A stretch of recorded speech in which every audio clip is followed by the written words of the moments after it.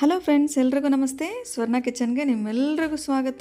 ಇವತ್ತು ನಾವು ನಮ್ಮ ಕಿಚನಲ್ಲಿ ಒಣಗಿರೋ ಕಾಳಲ್ಲಿ ಮೊಳಕೆನ ಕಟ್ಟಿ ಯಾವ ರೀತಿ ಮೊಳಕೆ ಕಾಳು ಮಸಾಲ ಸಾಂಬಾರು ಮಾಡೋದಂತೇಳ್ಬಿಟ್ಟು ನಾವಿವತ್ತು ನೋಡೋಣ.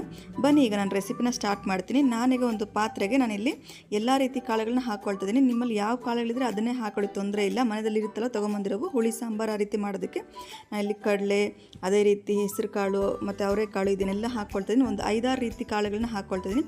ಇದನ್ನೆಲ್ಲ ಹಾಕ್ಕೊಂಡು ನಾವು ನೀರು ಹಾಕಿ ಅದೆಲ್ಲ ಕಾಳೆಲ್ಲ ಮುಳುಗೋ ಅಷ್ಟಿಗೆ ನೀರು ಹಾಕ್ಬಿಟ್ಟು ಇದನ್ನು ಒಂದು ನೈಟ್ ಅಂದರೆ ಒಂದು 8 ರಿಂದ 9 ಅವರ್ ಇದನ್ನು ಹಾಗೆ ಬಿಟ್ಟು ನೋಡಿದ ನಂತರ ನೋಡಿ ಈ ರೀತಿ ಉಬ್ಕೊಂಡಿರುತ್ತೆ.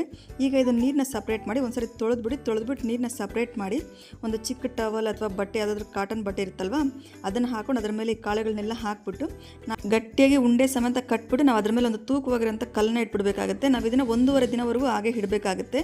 ನಾನಿಲ್ಲಿ 1 ದಿನ ಕಾಳನ್ನ ನೆನೆಸಿಟ್ಟಿದ್ದೆ. ಅದಾದ ನಂತರ 1.5 ದಿನ ಈ ರೀತಿ ಮೊಳಕೆನ ಕಟ್ಟೋದಕ್ಕೆ ಬಟ್ಟೆದಲ್ಲಿ ಸುತ್ತಬಿಟ್ಟು ಇಟ್ಟಿದ್ದೆ. ಟೋಟಲ್ ಆಗಿ 2.5 ದಿನ ಪ್ರೊಸೆಸಿಂಗ್ ಇರುತ್ತೆ. ನಮಗಿಲ್ಲಿ ಮೊಳಕೆ ಬರಬೇಕಂತಂದರೆ ನಿಮಗೆ ಬೇಕಾದ್ರೆ ಸೂಪರ್ ಮಾರ್ಕೆಟಲ್ಲಿ ಸಿಗುತ್ತೆ, ತೊಗೋಬೋದು, ತೊಂದರೆ ಇಲ್ಲ. ಮನೆಯಲ್ಲೇ ಕೂಡ ಸಹ ಈ ರೀತಿ ಮಾಡ್ಕೋಬೋದು. ನಾನೀಗ ನೋಡಿ ಓಪನ್ ಮಾಡಿ ತೋರಿಸಿದ್ದೀನಿ. ಮೊಳಕೆ ನೀಟಾಗಿ ಬಂದಿದೆ. 1.5 ದಿನವೇ ಸಾಕಾಗುತ್ತೆ. 2 ರಿಂದ 3 ದಿನ ಆ ಥರ ಇಟ್ಬಿಟ್ರೆ ಮೊಳಕೆ ಜಾಸ್ತಿ ಬರುತ್ತೆ, ಆದರೆ ಸಿಹಿ ಆಗಿಬಿಡುತ್ತೆ ಸಾಂಬಾರು. ಹಾಗಾಗಿ 1 ರಿಂದ 1.5 ದಿನ ಇಟ್ಟರೆ ಸಾಕಾಗುತ್ತೆ. ಈಗ ಇದನ್ನು ಒಂದು ಪಾತ್ರದಲ್ಲಿ ಹಾಕಿ ತೊಳೆದು ಇದನ್ನು ಪಕ್ಕಕ್ಕೆ ಇಟ್ಕೊಳ್ಳೋಣ. ಈಗ ನಾನು ಗ್ಯಾಸ್ ಸ್ಟವ್ ಆನ್ ಮಾಡಿಕೊಂಡು ಗ್ಯಾಸ್ ಸ್ಟವ್ ಮೇಲೆ ಒಂದು ಪಾತ್ರೆ ಇಟ್ಕೊಳ್ತಿದ್ದೀನಿ. ಇದರಲ್ಲಿ ನಾನೀಗ ಒಂದು ಮೀಡಿಯಮ್ ಸೈಜ್ ಈರುಳ್ಳಿನ ಸ್ವಲ್ಪ ದೊಡ್ಡ ಸೈಜಲ್ಲೇ ನಾನು ಕಟ್ ಮಾಡಿ ಹಾಕ್ಕೊಳ್ತಾ ಇದ್ದೀನಿ. ಇದನ್ನು ನಾವು ಲೈಟಾಗಿ ಬ್ರೌನ್ ಕಲರ್ ಆಗೋ ರೀತಿಯಲ್ಲಿ ನಾವಿಲ್ಲಿ ಫ್ರೈ ಮಾಡ್ಕೋಬೇಕಾಗುತ್ತೆ. ಸ್ವಲ್ಪ ಲೈಟಾಗಿ ಕಲರ್ ಚೇಂಜ್ ಆದ ತಕ್ಷಣ ತೆಗೆದುಬಿಡಿ, ತೊಂದರೆ ಇಲ್ಲ. ನನಗೆ ಇದನ್ನು ಮಿಕ್ಸಿ ಜಾರ್ಗೆ ಹಾಕ್ಕೊಳ್ತಾ ಇದ್ದೀನಿ. ಈ ರೀತಿ ಕಲರ್ ಚೇಂಜ್ ಆದರೆ ಸಾಕಾಗುತ್ತೆ. ಈಗ ಇದ್ರ ಜೊತೆಗೆ ನಾನಿಲ್ಲಿ ಒಂದು ಸ್ವಲ್ಪ ಶುಂಠಿ ಹಾಕ್ಕೊಳ್ತಾ ಇದ್ದೀನಿ. ಅದೇ ರೀತಿ ಒಂದು 8 ರಿಂದ 10 ಬೆಳ್ಳುಳ್ಳಿ ಹೆಸಲು, ಒಂದು ಸ್ವಲ್ಪ ಕೊತ್ತಂಬರಿನೂ ಹಾಕ್ಕೊಳ್ತಾ ಇದ್ದೀನಿ. ಹಾಗೆ ನಾನಿಲ್ಲಿ 1 ಹಿಡಿ ಆಗೋಷ್ಟು ಕೊಬ್ಬರಿನ ತುರಿದ್ಬಿಟ್ಟು ಹಾಕ್ಕೊಳ್ತಾ ಇದ್ದೀನಿ. ಒಂದು 3 ಲವಂಗ ಹಾಕ್ಕೊಳ್ತಾ ಇದ್ದೀನಿ. ಹಾಗೆ ಸ್ವಲ್ಪ ಚಕ್ಕೆನೂ ಹಾಕ್ಕೊಳ್ತಾ ಇದ್ದೀನಿ. ಇದು ಸ್ವಲ್ಪ ನೀರನ್ನು ಹಾಕ್ಕೊಂಡು ಪೇಸ್ಟ್ ಮಾಡಿ ಪಕ್ಕಕ್ಕೆ ಇಟ್ಕೊಳ್ಳೋಣ. ಮತ್ತು ನನಗೆ ಅದೇ ಪಾತ್ರೆಗೆ ಇನ್ನೊಂದು 2 ಟೇಬಲ್ ಸ್ಪೂನ್ ಆಗೋಷ್ಟು ಎಣ್ಣೆ ಹಾಕ್ಕೊಳ್ತಾ ಇದ್ದೀನಿ. ಎಣ್ಣೆ ಸ್ವಲ್ಪ ಬಿಸಿಯಾಗಲಿ. ಬಿಸಿಯಾದ ನಂತರ ಒಂದು ಸ್ವಲ್ಪ ಸಾಸಿವೆ ಹಾಕ್ಕೊಳ್ತೀನಿ. ಈಗ ಏನು ನಾವೀಗ ತೊಳೆದು ಇಟ್ಕೊಂಡಿದ್ವಿ ಈ ಮೊಳಕೆ ಕಾಳನ್ನೆಲ್ಲ ಹಾಕ್ಕೊಳ್ತಾ ಇದ್ದೀವಿ. ಹಾಕ್ಕೊಂಡು ಒಂದು 3 ನಿಮಿಷವರೆಗೂ ನಾವು ಫ್ರೈ ಮಾಡ್ಕೊಳ್ಳೋಣ. ಗ್ಯಾಸನ್ನು ಮೀಡಿಯಂ ಫ್ಲೇಮಲ್ಲಿ ಇಟ್ಕೊಂಡು ನಾನಿಲ್ಲಿ ಒಂದು ಹಣ್ಣು ಟೊಮೆಟೊನ ಹಾಕ್ಕೊಳ್ತೀನಿ. ಸ್ವಲ್ಪ ದೊಡ್ಡದಾಗಿ ಹಾಕ್ಕೊಳ್ಳಿ, ತಿನ್ನೋ ಟೈಮಲ್ಲಿ ಬಾಯಿಗೆ ಸಿಕ್ಕಿದ್ರೆ ಚೆನ್ನಾಗಿರುತ್ತೆ.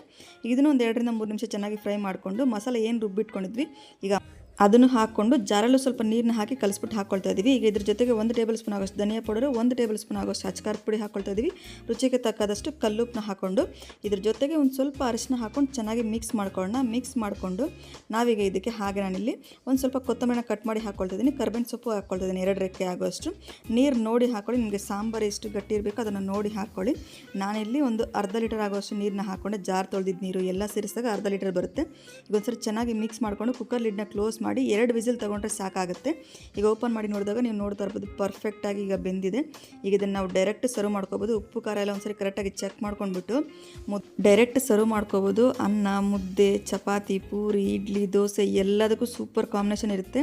ನಿಮ್ಗೆ ಈ ಮೊಳಕೆ ಕಾಳು ಮಸಾಲ ಸಾಂಬಾರು ಇಷ್ಟ ಆಗಿದ್ರೆ ನೀವು ಒಂದ್ಸರಿ ಟ್ರೈ ಮಾಡಿ ಕಮೆಂಟ್ಸ್ ಮಾಡಿ. ಹಾಗೆ ನನ್ನ ಚಾನಲ್ ಸಬ್ಸ್ಕ್ರೈಬ್ ಮಾಡೋದು ಮಾತ್ರ ಮರಿಬೇಡಿ ಅಂತ ಹೇಳ್ತಾ ನಾನು ಈ ವಿಡಿಯೋ ನನಗೆ ಮುಗಿಸಿದ್ದೀನಿ. ಮತ್ತೊಂದು ಒಳ್ಳೆ ವಿಡಿಯೋ ಜೊತೆ ಬರ್ತೀನಿ. Thank you.